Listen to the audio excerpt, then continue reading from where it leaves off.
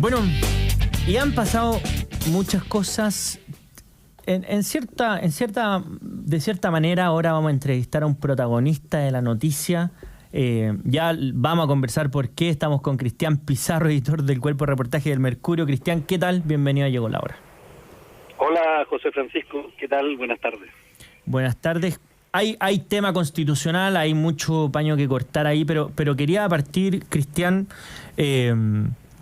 por este emplazamiento que hizo a distintos medios el presidente de la República, entre ellos al Mercurio, pero a varios más. Dijo ya que no leía los diarios, y hoy día hubo una respuesta bastante dura, por así decirlo, también a un periodista del diario, a propósito de la pregunta que le hizo sobre si consideraba el presidente que había faltado transversalidad en el texto, y la segunda pregunta que le hizo era si le parecía que se aplicaba el mismo criterio que antes, que cualquier cosa iba a ser mejor que la Constitución de 4 generales. Se pronunció la Asociación Nacional de Prensa, se pronunció la Asociación Interamericana de Prensa y además la Asociación Mundial de Prensa, es decir, cuestiones que son novedosas para nuestro país y que están despertando al menos algunos oídos en el mundo. ¿Qué te parece a ti ese tema? Bueno, ya fueron particularmente desafortunadas, creo, las declaraciones del presidente Boric respecto de los medios, de la prensa escrita en particular. Como tú dices, indicó 3 diarios, el Mercurio, La Tercera y La Segunda, que eran diarios que a él, bueno, en otras palabras, dijo que lo desanimaban porque se daba permanentemente un espacio prioritario a lo que él entendía que eran malas noticias, y se escondían o se omitían las buenas noticias de las cuales estábamos llenos, digo. Ese es un poco el tenor de su intervención en la cena de la Sofofa. Y bueno, las reacciones fueron las que tú mencionaste, más otras tantas que hubo de columnistas, de sectores políticos, en fin, de manera que creo que la condena y el repudio, el rechazo a esos dichos son bastante transversales. Sabemos que las democracias maduras funcionan sobre la base de medios libres que opinan, y eso no es algo de hoy, eso es algo que viene de los primeros años de estas democracias liberales que nos rigen. Hay una relación indisoluble de la prensa libre, los medios libres y las democracias estables y sanas. Pero bueno, hay que decir también que desde que este gobierno arrancó, hace ya 2 años y fracción, que la relación del presidente en particular, pero no solo de él, también de muchos de sus ministros con los medios, ha sido una relación, por decirlo menos, áspera, de gran incomprensión por parte de las autoridades de la labor que desempeñamos los periodistas y los medios de comunicación. Y en ese sentido me parece que ese desajuste en la lógica de no entender cuál es la tarea, que es precisamente la de implicar, cuestionar, auditar al poder, cualquiera sea pero en este particular caso al poder político, al poder ejecutivo, al gobierno, a y a cualquiera. Bueno, me parece que esa incomprensión es lo que generan estas desafortunadas palabras del presidente Boric, que por lo visto no van a terminar, y como tantas otras cosas que hemos visto, que vemos, van a acompañar a este presidente y a este gobierno hasta el último día de su mandato, digamos. Y ahí, a propósito de estas declaraciones un poco contradictorias, porque el candidato Gabriel Boric habría dicho alguna vez, el rol de la prensa es incomodar al poder. Pero hoy día vemos que él, el poderoso, él, el presidente de la República, se ve incomodado y no solamente es un ataque frontal a algunos medios en particular, sino que básicamente lo que está diciendo es que establecen o transmiten una visión ficticia de lo que está pasando en nuestro país. Diciendo, mira, aquí hablan de un Chile infernal y yo voy a la calle y lo que veo es otra cosa.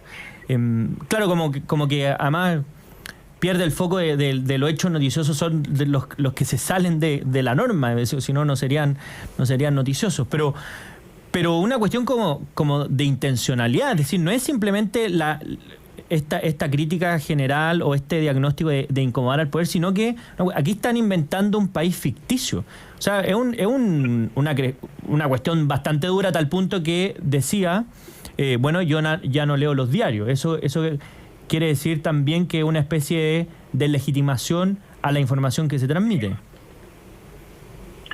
Yo creo que es muy grave que un presidente de la República haga este tipo de aseveraciones en forma nominativa. Segundo, es muy grave que un presidente reconozca que no lee la prensa y no lee los diarios porque estos le incomodan.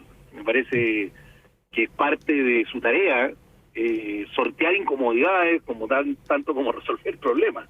Por lo mismo, me parece que da cuenta, y es una opinión personalísima, da cuenta de la inmadurez y de la falta de oficio que este presidente muestra en muchos planos y en muchos ámbitos, y esta lamentablemente no es un área de excepción. Tú recuerdas con exactitud esa frase de él cuando era candidato, pero yo te recordaría, y le recordaría a los auditores, que la cantidad de vueltas de carnero que el presidente se ha dado respecto de cosas que dijo mientras era candidato o simplemente diputado o dirigente estudiantil, con aquellas mismas opiniones o temas en los que se ha revertido, ¿cierto?, sus pareceres, son infinitas. Y en eso se puede hacer una lista tanto o más larga que las críticas y los conflictos con los medios de comunicación. Yo estuve ahora, por razones profesionales, en España, y preguntaban al expresidente Felipe González, en alguna comparecencia con los medios, algo que también le critican a Pedro Sánchez, el presidente del gobierno de España, en el sentido de que cambia de opinión con mucha frecuencia y regularidad. Entonces él dijo, me pareció a mí bastante acertada su respuesta, dijo, cambiar de opinión es algo de gente sabia, pero cambiar de opinión todos los días es de necio, dijo. Y me pareció la frase bastante aplicable en algún sentido también a nuestra realidad, por eso te la comento. Y bueno, Cristian, pasando a otro tema que está tangencialmente relacionado con lo que conversábamos también, porque es una cuestión de derecho y es lo que se está discutiendo ahora. ¿Cómo te pareció el cierre del proceso constitucional? Las declaraciones que han salido al respecto, ya se van viendo algunas definiciones, algunos partidos han tomado postura oficial. ¿Cómo estás viendo tú el escenario a propósito de que ayer ya se terminó materialmente el proceso? Hay un otro acto el 7 de noviembre, pero ya en contenido es lo que quedó. Mira, yo creo que, como lo dijiste tú en la introducción, en el editorial, este es un proceso que en forma y fondo me parece que no tiene relación alguna con el fallido proceso anterior, independiente de cuál sea el resultado del plebiscito del 17 de diciembre próximo. Ya como proceso son cuestiones de envergadura, índole y talante completamente distintos. El día que se vuelva a abrir un nuevo proceso constitucional, si es que ganara, por ejemplo, la opción del en contra, me parece que tendría que ser muy similar en la forma, al menos, a este que está concluyendo, precisamente por las 12 bases, bueno, en fin, por todo lo que tú mencionaste, la presencia de expertos, en fin, el diálogo que en general se dio. Lamentablemente no se llegó a un texto de acuerdo mayoritario, no diría de acuerdo unánime. Me parece que esa es una aspiración imposible de lograr en todo orden de cosas, proyectos de ley, políticas públicas y también textos constitucionales. Es decir, pensar en la unanimidad no es real, Ahora, sí, evidentemente yo creo que habría sido deseable llegar a un texto mayoritariamente de acuerdo y no tener esta incertidumbre que tenemos por delante respecto del 17 de diciembre, porque me parece de que es bueno para Chile que el tema constitucional definitivamente se clausure, se cierre.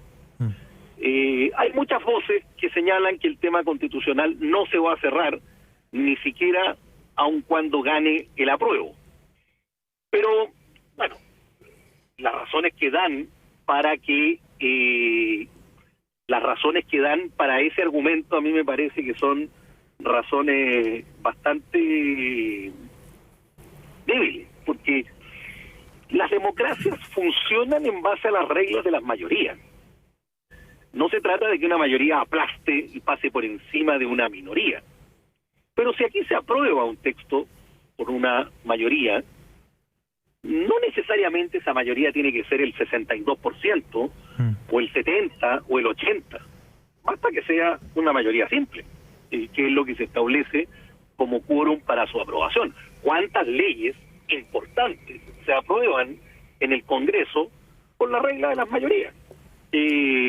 Entonces, a mí no me parece que el tema vaya a quedar abierto porque la opción a favor, en un caso hipotético, ganara por el 51 o 52%.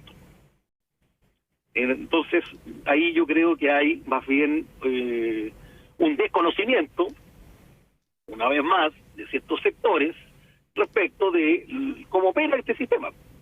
Y lo mismo pasa con las elecciones, cuando una autoridad es electa. Bueno, hay sistemas electorales que terminan, y lo sabemos muy bien, eligiendo a personas que obtienen muy poca votación en las urnas. ¿Eso es menos democrático? Me parece que no. ¿Me entiendes? No veo que ese sea un argumento plausible.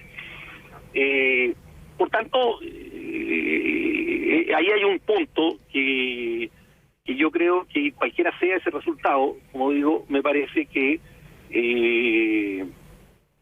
es importante que este capítulo se cierre en esta etapa. Van a haber siempre personas interesadas en cambiar pasajes del texto constitucional, y eso no se puede impedir. Pero el actual texto tiene mecanismos para su reforma. El texto, me refiero al que está a punto de plebiscitarse. La Constitución que está vigente también tiene, y la del 25 también tenía, y así sucesivamente. Por lo tanto, nadie puede pretender clausurar un debate en forma permanente. Yo creo que eso es absurdo. Lo que se habla, o de lo que se entiende, es que se clausure esta etapa de la discusión constitucional. Entonces, aquellos sectores que están en contra, desde, vamos a decir, más allá del mundo republicano, por ejemplo, que sostienen que es una ilusión óptica de ciertos sectores pensar que el debate se termina, me parece que hacen un argumento que no es correcto, por cuanto no hay debate político que pueda decretarse clausurado. Es esencialmente dinámica la discusión política. Pero claramente, con un texto aprobado mayoritariamente por la regla simple de la democracia, clausura esta discusión por un periodo prudencial de tiempo. Y habrán intentos de reforma, sí, y probablemente se van a estrellar contra las negativas de las mayorías parlamentarias, que son las llamadas a reformar el texto constitucional en el futuro, si es que hubiera intención o voluntad. Por lo tanto, viva la libertad, digámoslo de una manera bastante directa y clara. Nadie puede pretender que esto se clausure forever and ever o por siempre, digo. Claro. Oye, Cristian, y a propósito de las reacciones que ha surgido el término de este proceso, hay dos entrevistas y declaraciones que han sido bastante polémicas. Pienso en la del senador Quintana y en la de la senadora Bodanovich. También hay otras definiciones, la definición de Amarillos por Chile, la definición de la democracia cristiana, una opinión también de Ignacio Walker manifestando su posición en contra. Ahí en el escenario del socialismo democrático, la centroizquierda, parece que el escenario está revuelto y ahí se está jugando, entre comillas, la transversalidad de ambas posiciones, ¿verdad? De la a favor y el en contra. ¿Cómo te parece que se está dando esa discusión y sobre todo cómo se está argumentando? Porque hay una columna que escribió Carlos Peña muy crítico, por ejemplo, con la argumentación del senador Quintana. Es bastante, a mi juicio, es bastante débil la argumentación que da la senadora Bodanovich respecto a que no cumpliría sus expectativas personales, porque eso no puede ser el criterio para saber si es una buena o mala constitución. Pero está revuelto ese espacio político. ¿Cómo lo ves tú? Sí, está revuelto, no cabe la menor duda. Ahora, de esas reacciones que tú me comentas o que mencionas, a mí me parecen de una irresponsabilidad las declaraciones del senador Quintana increíble. Es decir, haber dicho lo que dijo de la manera que lo dijo, aunque lo piense, yo creo que son aquellas cosas que un político responsable debiera saber contenerse o callar. Pero generar condiciones para que ocurran episodios como los que él pronostica está en el límite. Después, la reacción de la democracia cristiana no me sorprende para nada. Creo que el haber pensado de que la democracia cristiana, en la fragilidad político-electoral en que se encuentra, tenía alguna alternativa de hacer algo diferente de lo que ha hecho, es decir, de plegarse al oficialismo en el voto en contra, etcétera, también, en el fondo, me parece demasiado irreal. La democracia cristiana necesita sobrevivir electoralmente, para eso necesita espacios, cupos y pactos con el oficialismo, puesto que de otra manera no va a lograrlo. Y eso se le presenta en la próxima elección de alcaldes, concejales y gobernadores, que tiene lugar dentro de un año más. Por tanto, si la democracia cristiana hubiera intentado una actitud distinta, el costo para ellos habría sido brutal. Por tanto, opción ninguna de haber hecho una cosa distinta. Ninguna. Lo de amarillos yo lo valoro, creo que efectivamente da cuenta de un viraje. Yo sé de que ellos no están totalmente conformes con el texto y por lo tanto están optando por lo que creen, me parece a mí, que es la opción menos mala. Hubo dudas por lo que mismo se reportó, lo que nosotros pudimos saber. Habían facciones dentro del amarillismo, estaban unos a favor, otros en contra. Bueno, finalmente zanjaron y anunciaron anoche, ¿cierto?, Y después está todo este otro mundo de centro-izquierda, personas como Ignacio Walker, Ernesto Tone, que han ido manifestando su opinión en contra.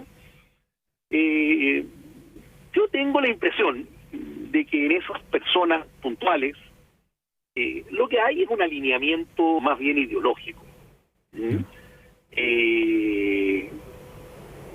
Ya tuvieron una ocasión, que fue el plebiscito del 4 de septiembre del año pasado, en que se separaron de su tribu. Y el costo de volver a hacerlo también era alto, y yo creo que en ese sentido encontraron una alternativa, una opción, la tomaron.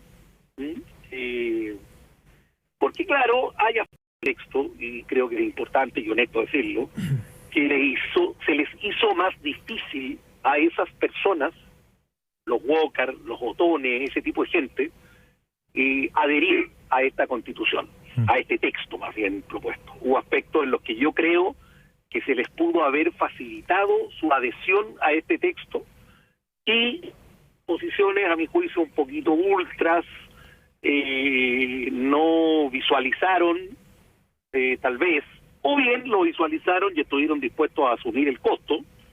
Eso no lo sé con exactitud,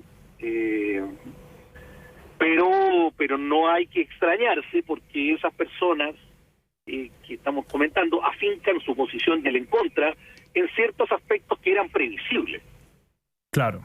Hay aspectos que eran previsibles donde ellos no iban a cejar ni iban a ceder, ¿cierto?, si es que se terminaban consagrando, tal como se terminaron consagrando, y por lo tanto se tomó el riesgo o se tomó el camino de no contar con ellos para este proceso. Ahora, la gran interrogante que esto abre, José Francisco, es estas personas que fueron importantes y bastante, yo diría, relevantes para el plebiscito anterior, divididas como parecen estarlo en esta ocasión, ese centro, centro-izquierda, va a ser tan o no decisivo para esta elección. Porque son líderes de opinión que tienen algún nivel de seguidores, pero tampoco nadie maneja ciertos bolsones de electores a su antojo y apaña. Nada más que este mundo está dividido. La derecha no está dividida, el centro-izquierda sí está dividido, y tendríamos que decir que la izquierda tampoco está dividida. Bueno, queda más claro el escenario. Hay mucho tema dando vuelta. La campaña, sí. Oye, la campaña va a ser decisiva, como decías tú al comienzo.